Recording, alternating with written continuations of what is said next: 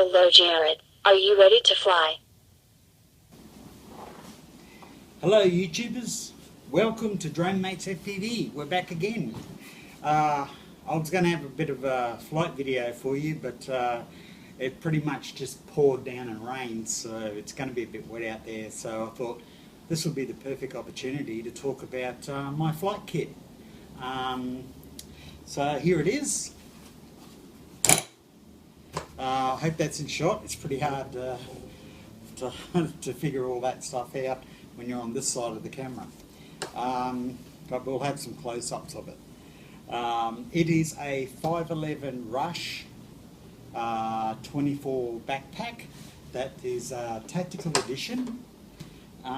There's another bag that's sold by another company in America that actually sells it as the Strix drone flight pack. I'll leave a link in the description to where I bought mine and where you can buy the Strix if you happen to be in America. This you can pick up at any 511 store in Australia, New Zealand or America. It is exactly the same as the Strix, but the Strix has a couple of little features that are pretty much just adapted from this exact bag to, you know, it's like being rebranded. But I just thought, I just wanted this backpack. There's a lot of reviews on this backpack online. You can check for yourself. There's even a guy that's had the same backpack for 10 years. It's a little bit of an investment. It'll cost you about $140 Australian. That's how much I paid for it. And I love it. I absolutely love this backpack. The branding on it, I put Drone Mates FPV. This is a Velcro thing that I actually bought and had made for specifically just for this bag. Patriotism, the Australian flag logo. I got this from Tassie distributor. Tasmania, for those who don't know where or what that is. Us Aussies with their little lingo. Okay, I'll do some close-ups after I open the bag up and we talk about it. I used to use a little Velcro strap to strap my drones on. I could fit maybe about 3 drones on this backpack, but I actually only have one. I'll talk about the other drone I'm in the process of building a little later on. So I'll just put that aside. Just a little intel on what I actually take to the field. A bit like Mr. Steele. I just bought this little lunch bag for me batteries. Let's have a look. I just have some props, battery tester in there, prop remover, and I take about 4 batteries to the field because that's all I have. And that just does me fine. That gives me about maybe an hour out in the field. I have a busy schedule, so I don't have a lot of time to fly.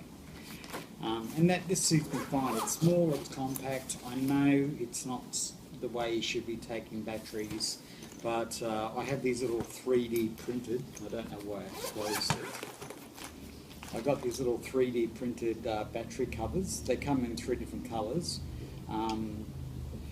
So when they're brand new, I leave the full green one on, and when I've used them, I just take it off and throw it in the bag. And that's how I make sure that I've gone through all my batteries without having to pull out the tester to find out which ones are which and they're getting mixed up. Okay, so that's my little battery case, and I usually just put that in the front of the 511 Rush 24 backpack. It has all these little pouches and key things, and you know, because this bag actually serves a double purpose. When I go on holidays and all that, sometimes I want to bring a drone and sometimes I don't. But it's just a handy backpack and I really love it. I recommend that you do buy one. You won't regret it. It has these 2 little side pouches that you can open up and put little things in. The Velcro backing actually comes with the backpack because it is a tactical edition backpack. So it has that for, you know, group leaders and stuff like that. But I use it just basically just to advertise my Drone Mates FPV, please like and subscribe. I have invested a lot in my channel, and it'd be really nice if I can create a following. Thanks to those who are already subscribed. I try to keep up the videos. I at least produce a video every week. Okay, let's open her up and show you what's inside. I hope all this isn't shot, but we'll have a little close-up after I go through what I keep in the bag. Okay, now I've had a few upgrades. I've invested a lot of money in my drone kit, so I can make better videos for you guys out there. I got myself a set of Fat Sharks. This is by far the biggest investment that I've ever done in the hobby, and I must say I don't regret it. I don't regret it. I decided to go with the Dominator V3s rather than their newer edition, the HDs. Frankly, I just couldn't justify spending another $250 Australian just for a slightly bigger screen. But everything else is the same as the HD models, everything except the size of the screen. And the receiver I went with was the Furious. I know a lot of people, they're going with their LaForge, but for my sort of flying, I don't do racing, so you can still use the Furious for racing, but I've heard that there has been some issues with picture quality with a lot of drones flying around. But because I just mainly fly with either by myself or a couple other guys that I've just recently met out in the field, I don't have any problems with the Furious losing signal or picture quality. My goggles didn't actually come with the Fat Shark battery, but I've been told they're crappy anyway. So what I did get was this case, and this seems to be becoming the norm for batteries for your Fat Shark goggles. Basically, you just go to your local electronics store and you can pick up some of these big batteries. These are 3000 milliamps, and they are friggin' awesome. I've charged them once. Honestly, I've charged them once. I still haven't charged. I haven't had to charge them again. It has the battery tracker just like the Fat Shark ones, and it's awesome, absolutely awesome. My choice of antennas. Okay, now a lot of people, they cheap out on their antennas because they're just going to throw them around the backpack. Well, I invested a little bit of money in my patch antenna because that's primarily the antenna that I'm going to be using the most, directional antenna. And I went with the Menace Invader. Very popular patch antenna for goggles now, and I did use the Amway version, and it's close, but this is actually better because it's very thin and it's right-handed circular polarized.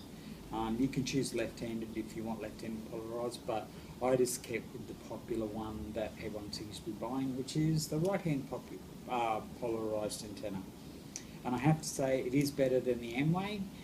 It doesn't rattle.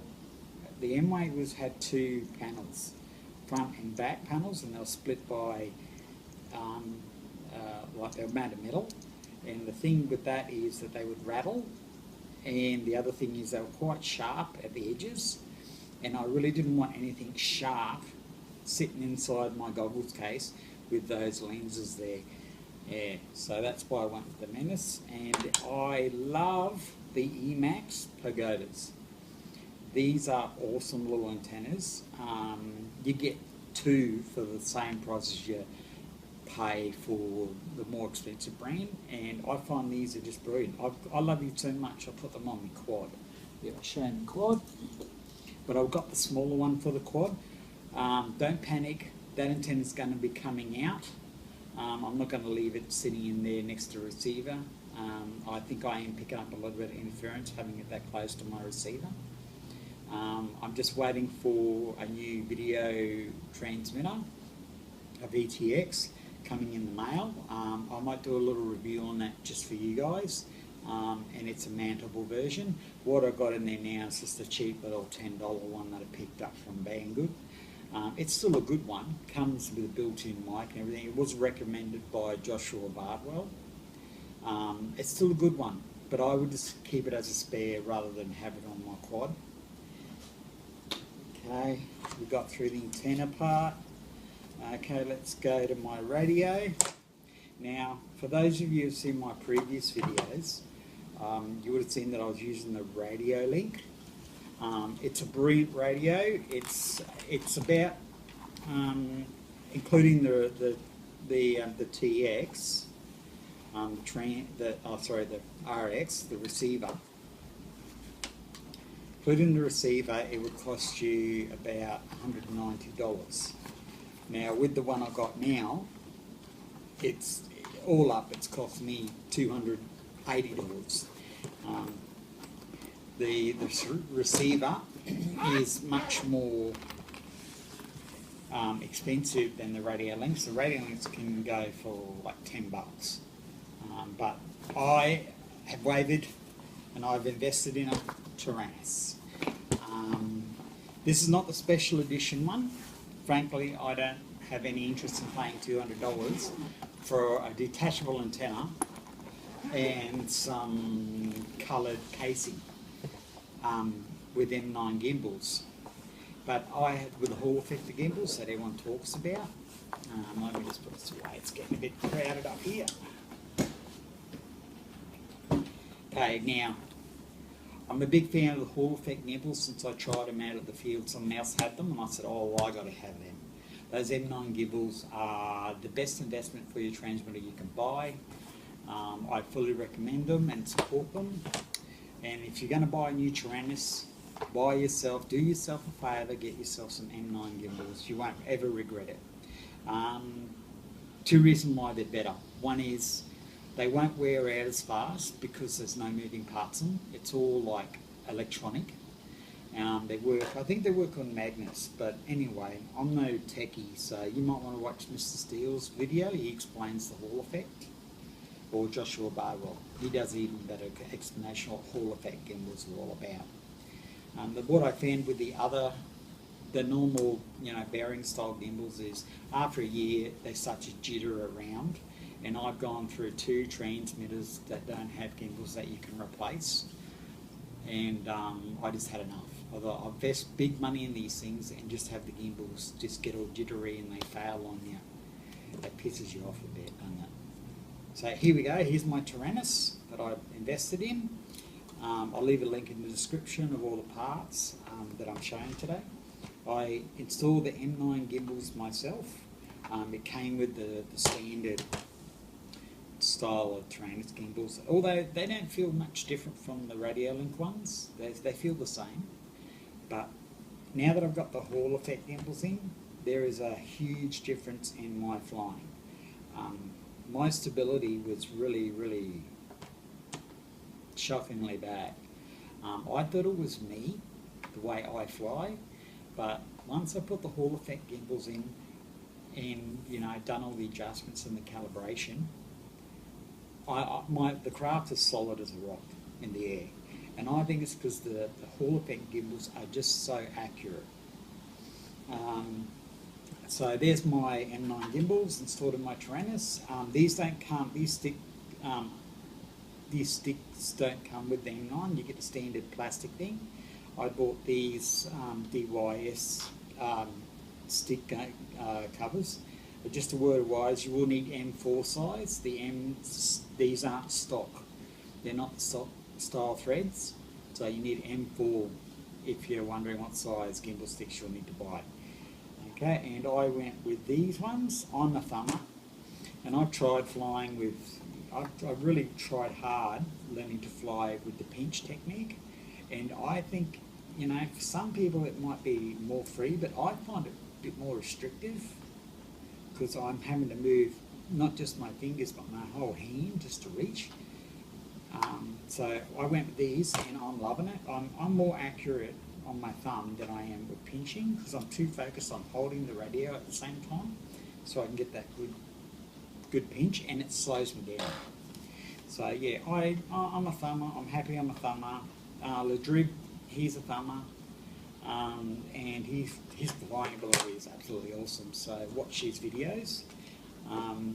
And I got it all customized. You've probably seen at the start of the video my little intro. Hello, Jared.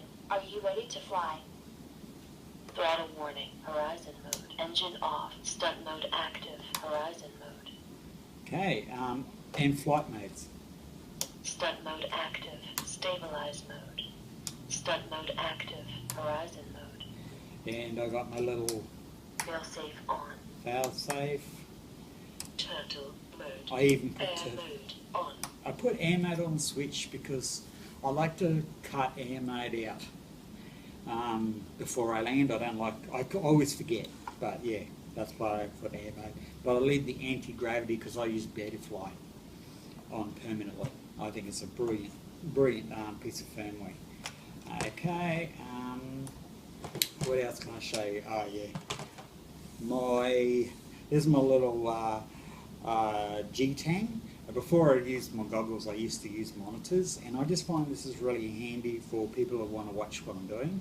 I do get people often come up to me in the field and ask me what am I looking at, so I can just hand them this. It'll cost you $50 Australian, but it's a real handy thing to have for ride-alongs. And I find myself putting it on just because I don't know. Sometimes I like to look down and see where I'm looking at without having to put the goggles on. Okay, and that's my gear. Okay, just do a little close-up so you can have a look closely.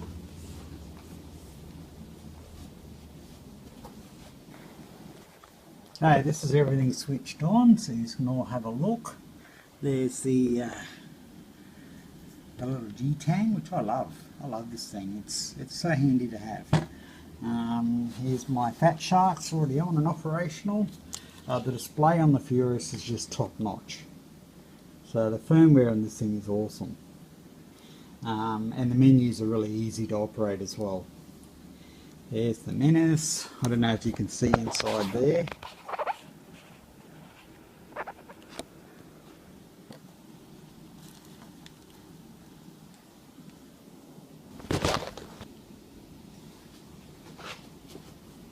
Well, I hope you enjoyed that little video, a little show and tell of my new gear. I am in the process of getting another drone, probably a little micro drone for indoor flight. I think I need a little micro drone because the weather's about to turn really bad here on the Gold Coast. We're getting into the wet season. Probably in a month or two, so it'll be good to have a little micro drone that can fly around the house indoors. I'm going to get a little plug-in adapter for the Taranis because that's one of the reasons I bought it, so I can run a whole different other protocols through the Taranis. I was looking at the iRange X. Seems to be a pretty good multi-protocol module. We'll do some. The drone's arguing with me. Telemetry lost. It should be here in 4 to 6 weeks, hopefully.